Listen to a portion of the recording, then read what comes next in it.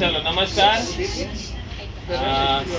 अभी संडे देखते हैं, अभी इतने सभासद आए, परंतु ये वीडियो के माध्यम से जो हमारी हियरिंग थी अभिजीत पाटिल साहब थे सहनिबंधक SRA में, उनके पास जो मीटिंग थी उसके बारे में लोगों को अपडेट जो गए नहीं है, तो जो दूर रहते उनके लिए ये वीडियो है।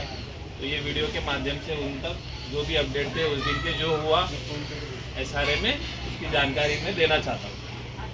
तो SRA में उस दिन जब हम गए, अंदर गए अभिजीत पाटिल साहब के यहाँ पे, तो हमारा नंबर था 6वां नंबर, ठीक है, लिस्ट पे हमारा नंबर 6वां था। अंदर हमें एक तकरीबन 5-6 लोगों को अंदर अलाउड किया था अंदर आने के लिए।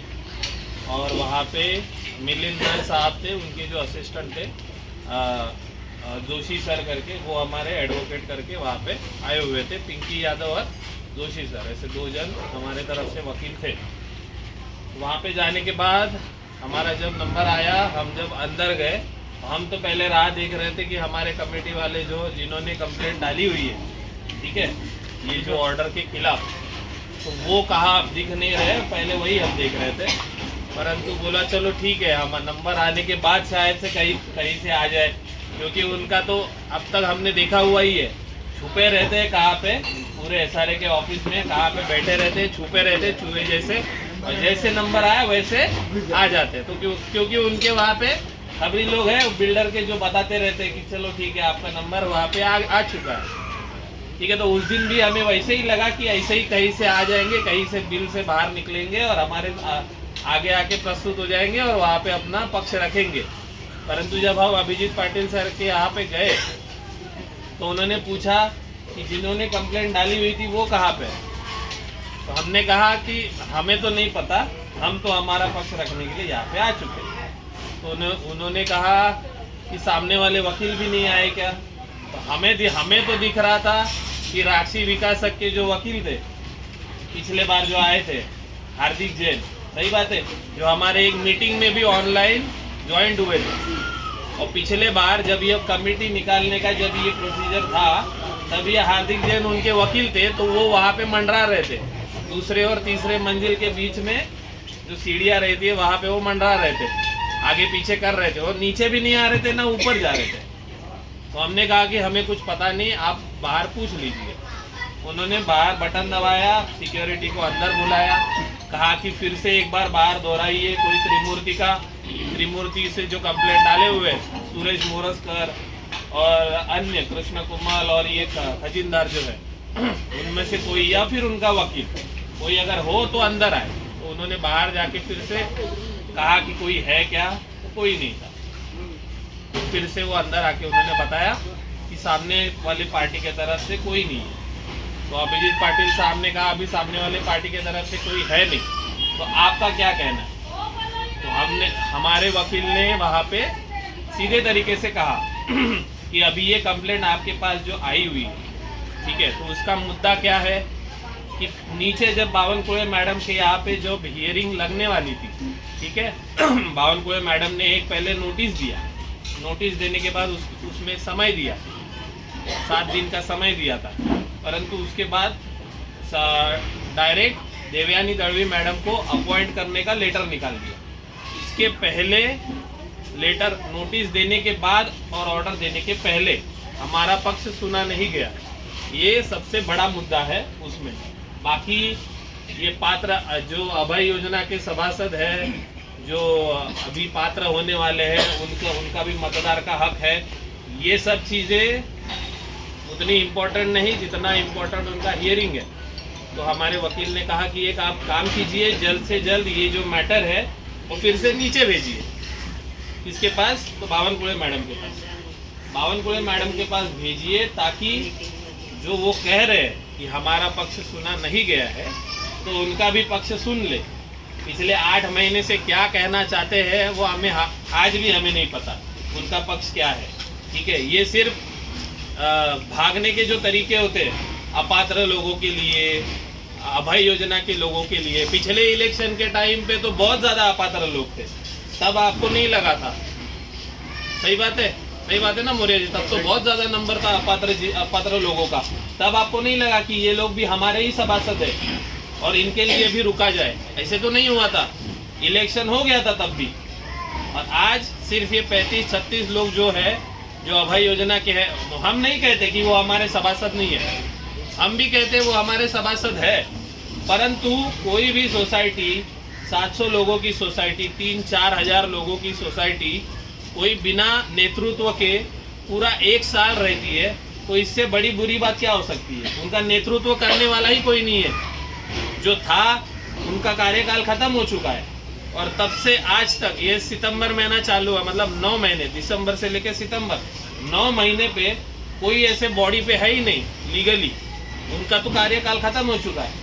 तो इसके लिए बहुत महत्वपूर्ण था, मतलब बहुत महत्वपूर्ण है इलेक्शन होना, यहाँ पे कमेटी बैठना और हम 700-750 झोपड़ी धारकों के लिए निर्णय लेना हमारे तरफ से और हमारे हित के लिए, ना किसी और के हित के लिए, ना ही खुद के स्वार्थ के लिए। तो ये सब भागने के तरीके। तो उन्होंने कहा वो मीटिंग में कि अभी सामने वाला पक्ष आया नहीं है, ठीक है, तो मैं उनको नोटिस देके 2 हफ्ते की मोहलत देता हूँ कि वो सामने वाले अपना पक्ष रखे। आपने आपका पक्ष रखा, हमने पूछा कि आपने हमें तो कुछ नोटिस नहीं आई, जब इन्होंने हमें नोटिस भी नहीं दी। उन्होंने कहा कि देखो वो रविंद्र लांबे है, उनका जो भी एड्रेस है वो एड्रेस पे उनको पत्र चला गया, बट वो एड्रेस जब हमने देखा तो वो एड्रेस था कौन सा, ये अपना कमेटी वाला भीमनगर का है, वो रहते हैं विरार में। अगर उनको आता तो वो हमें बता देते, परंतु वो वहाँ पे आया नहीं। जब भी किसी का भी लेटर ये कमेटी के ऑफिस में आता है, मतलब भूल जाओ, तुमको उसकी कुछ जानकारी मिलने वाली है। उनके फायदे का होगा तो ही बताएंगे, अगर उनके खिलाफ होगा तो बिल्कुल भी नहीं बताएंगे। आज तक जितने भी नोटिस आए, जितने भी हियरिंग हुए, भले ही वो हमारे पक्ष में क्यों ना हो, हमने हर बार उनका पक्ष जानने के लिए उनके पास नोटिस भेजी है और 2-2 बार भेजी है। एक बार महिलाओं के साथ में भेजी है, अगर वहाँ पे भी नहीं है तो हम लोग ने सीधे दरवाजे पे चिपका कर नोटिस उनको दी है। इसका मतलब हम हमारे तरफ से अच्छे तरीके से काम करते हैं कि बाबा हम हमारी तरफ से हर बार उनको नोटिस देते, भले वो हमारे पक्ष में जाए या ना जाए, उनका भी पक्ष सुनना उतना ही इम्पोर्टेंट है। चोरों का भी पक्ष सुना जाता है। जब कोर्ट में निर्णय होता है तो चोर को भी कहा जाता है कि तुम्हारा पक्ष रखो, ठीक है। वो तो चोर है, उन्होंने अपना पक्ष नहीं रखा आज अभी तक। 2 हफ्ते उन्होंने दिए हुए, और ये वो ना आने का कारण भी यही है ताकि और एक्स्ट्रा टाइम मिले, ठीक है। ये उनको लगता होगा कि बाबा हमको कुछ समझता नहीं है, तो अभी इतना हम लोग ने समझ चुके हैं।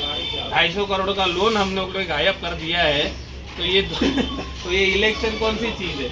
इतना छोटा मुद्दा हमें नहीं समझ में आएगा कि आप क्या कर रहे हो और आपका क्या चल रहा है। तो छोड़ो, 2 हफ्ते है, अभी साहब ने उनको 2 हफ्ते दिया। वो साहब ऑर्डर भी दे सकते थे, परंतु फिर से वही होता था, फिर से ये कहते हैं कि अभिजीत पाटिल साहब ने हमारा सुना नहीं और आखिर में फाइनल ऑर्डर दे दिया। अभी जो ऑर्डर है वो इंटरिम ऑर्डर है, अंतरिम ऑर्डर है, फाइनल ऑर्डर नहीं है। उनको हमारा पक्ष सुनना था और वो तारीख हम नहीं जाते तो वो फाइनल ऑर्डर निकल जाता, ठीक है। तो उस दिन हमने कहा, तो अभी वो नहीं थे तो और 2 हफ्ते का वक्त दिया।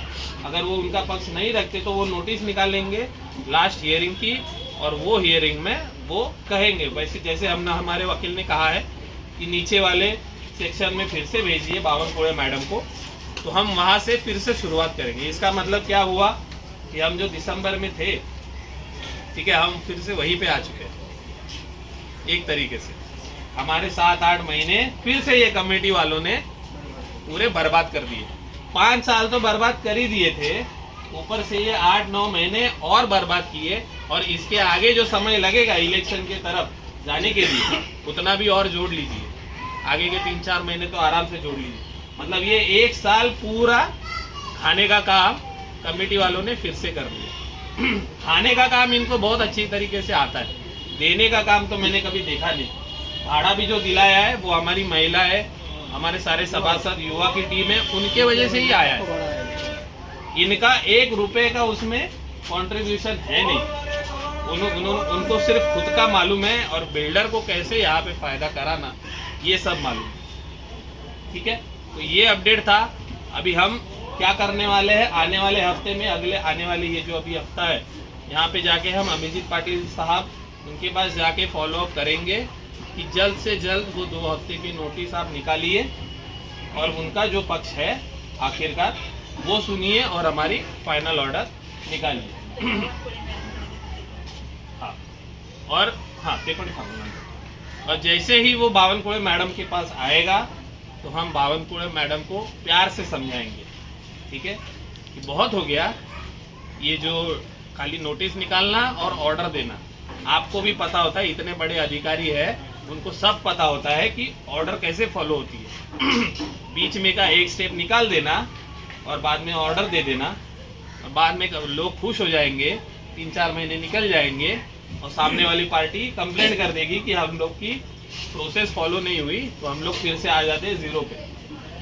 सिर्फ वो हियरिंग नहीं ली बावनकुळे मैडम ने, इसलिए आज वो 9 महीने हमारे वेस्ट चले गए।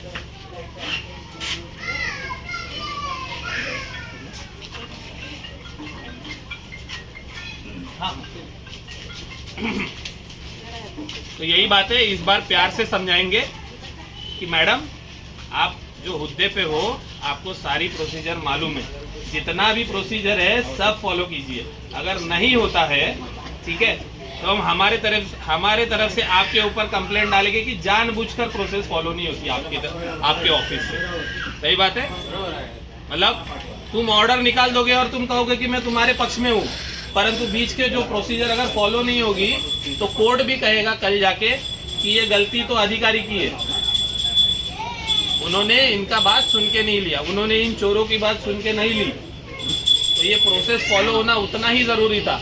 हमारे न्याय में सभी को सुनने का अधिकार दिया है, सभी को उनका कहना बोलने का अधिकार दिया है। तो इस बार प्यार से ही समझाएंगे बावनकुळे मैडम को कि इस बार कृपया करके पूरी प्रोसीजर फॉलो कीजिए और पूरा ऑर्डर निकालिए और हमारा इलेक्शन जल्द